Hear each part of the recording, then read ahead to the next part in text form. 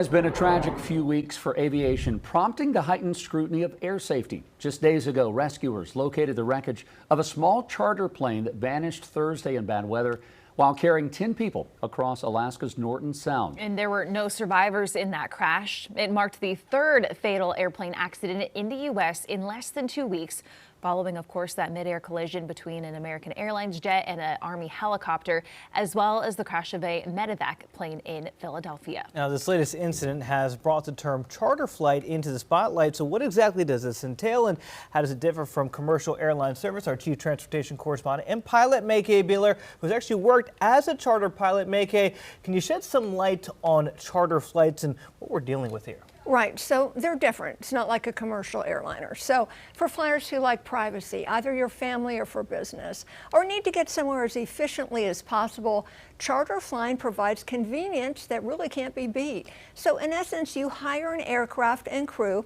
to fly you to your destination of choice on your timetable. So it's on demand.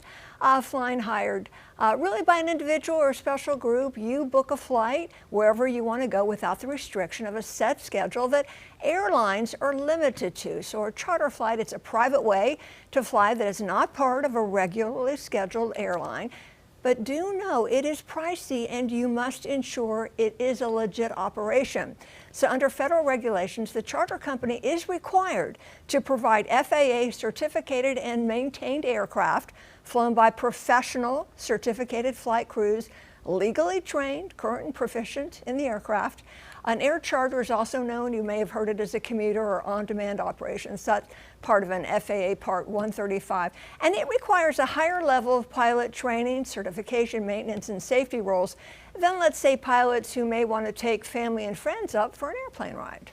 Mackay, for time's sake, I want to get to the part about this Alaska flight, and I know you can't speculate. What can you tell us with what you do know with the ongoing investigation? Okay, so investigators are going to look into a couple things. The big red flag to me, the weather was bad. According to reports, there was snow in the area, and the pilot said, well, I'm going to get in a holding pattern while they clear the runway. Investigators are going to look into, was the anti-ice working on the aircraft? Maybe it got laden with ice. And folks, that could take an airplane down. So they're going to look into that. Was it ice a problem? Was the anti-ice working? Was there a medical emergency for the pilot? A mechanical issue? It could be any number of things, but the weather seems to be a red flag here. And also quickly, there's a problem potentially with a single pilot. Right, so this particular aircraft is Cessna Caravan. It's a pretty easy airplane to fly. So it's only really certificated for one pilot. 2 pilots ideally should be on board. That way, if the pilot had a medical emergency, the other pilot would take over. Or, gee, the de-ice isn't working, the anti-ice isn't working, let's check that. Or, you know, it's just always good to have 2 brains, 2 sets of eyes in the cockpit. And I just interviewed recently Captain Sullenberger of Miracle on the Hudson. We talked about some airplanes, some jets, they're talking about going to passenger jets with a single pilot for certain parts. You know, and Captain Sully against it, and I'm against it as an instructor. 2 bodies are better than 1, 2 brains better than 1. Our chief transportation correspondent, Mackay Beeler. Mackay, thank you for that insight.